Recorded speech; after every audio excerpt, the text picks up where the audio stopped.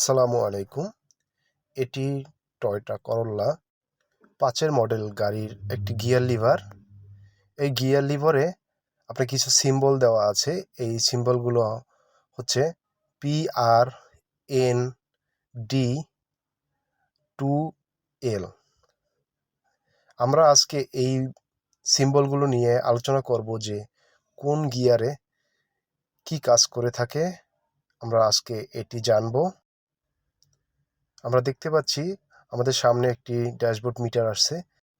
একটি হচ্ছে speed metre, আরেকটি হচ্ছে আরপিএম মিটার, আর মাঝখানে যে সিম্বলগুলো দেওয়া আছে এগুলো গিয়ারের সিম্বল। যখন গিয়ার চেঞ্জ করবে তখন এই সিম্বলগুলো এখানে শো করবে মিটারে। আমরা দেখতে পাচ্ছি এখন গাড়িটি পার্কিং অবস্থায় আছে। পিতে হচ্ছে পার্কিং। এরপর আমরা দেখব পরবর্তী গিয়ার যেটা আমরা দিয়ে দিলাম। আর এর মানে হচ্ছে রিভার্স। রিভার্স মানে ব্যাক, সবাই এটা জানেন। এরপর আসি নিউট্রাল। এনে হচ্ছে নিউট্রাল। আমরা সাধারণত যখন জ্যামে বসে থাকি তখন এই নিউট্রালে দিয়ে রাখি গাড়ি স্টার্ট অবস্থায়। এরপর দেখা যাচ্ছে ডি সিম্বল।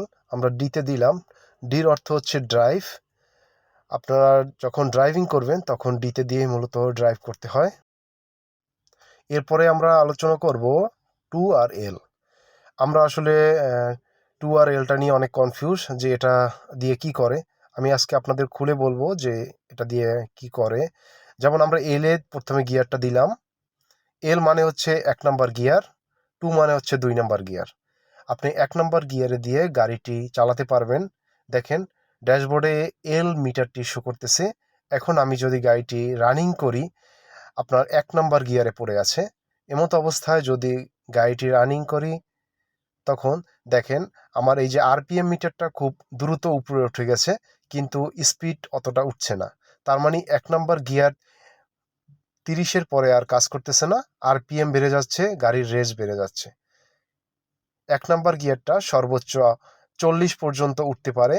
আপনারা যদি রাস্তা ভাঙাচূড়া হয় বা পাহাড়ি রাস্তা হয় সেক্ষেত্রে আপনারা এলে দিয়ে পাহাড়ের ঢালে উপরে উঠতে পারবেন। এরপর আসুন 2। এই 2 এর ব্যবহারটা আমি আপনাদের শিখাবো। আগে আমরা প্রথমে এলে দিয়ে নিচ্ছি। এলে আমরা গতি বাড়িয়ে আমরা দেখব এটা 30 পর্যন্ত উঠতেছে। আমাদের গাড়ি গিয়ার চাচ্ছে। এখানে আমরা তারপরে 2তে দিলাম। 2তে দেওয়া মাত্রই গাড়ির আরপিএম মিটারটা নিচে নেমে গেছে আর গতিটা আগের তুলনায় বেড়ে যাচ্ছে।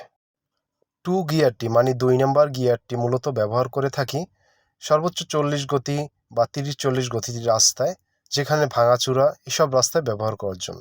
এখন আমাদের গাড়িটি আরপিএম বেড়ে যাচ্ছে, কারণ 2 নম্বর গিয়ার সর্বোচ্চ 50 গতি পর্যন্ত বা 60 পর্যন্ত নিতে পারবে। এরপরে আর গিয়ার পড়বে না। তখন আমি 3 নম্বর গিয়ার মূলত হচ্ছে ডিতে দিয়ে দিলাম, যেটাকে হচ্ছে অটো ড্রাইভ বলে, এটাকে দিয়ে দিলাম। দেওয়ার পরবর্তীতে আমার আরপিএম মিটারটি 1500-এ নেমে গেছে এবং স্পিড 50 থেকে 60-এর ভিতরে আছে। আমার আরপিএম যত বাড়াচ্ছি স্পিড তত বাড়তেছে, কেননা এখন বর্তমানে গাড়িটি ডিতে আছে। ডিতে মূলত 3 নম্বর ও 4 নম্বর গিয়ারটি কাজ করে থাকে। তখন আপনি নর্মাল ড্রাইভ করার জন্য এই ডি দিয়েই আমরা মূলত ড্রাইভ করে থাকি। এখানে দেখতে পাচ্ছেন আমার গাড়ির আরপিএম হচ্ছে 1500 থেকে 1800-এর ভিতরে। আমার গাড়ির স্পিড 60 থেকে 70-এর ভিতরে চলে গেছে। আপনারা এখানে যত আরপিএম বাড়াবেন তত স্পিড উঠবে। আপনি এখন বর্তমানে গাড়িটা 4 নম্বর গিয়ারে অবস্থান করতেছে। এই হচ্ছে আপনার প্রত্যেকটা গিয়ারের কাজ। আমি যতটুকু পেরেছি আপনাদের বোঝানোর চেষ্টা করেছি। আর যদি আপনাদের এই ভিডিওটি ভালো লেগে থাকে তাহলে পরবর্তী ভিডিওর জন্য আমার এই চ্যানেলটি সাবস্ক্রাইব করে রাখুন। ধন্যবাদ। আসসালামু আলাইকুম।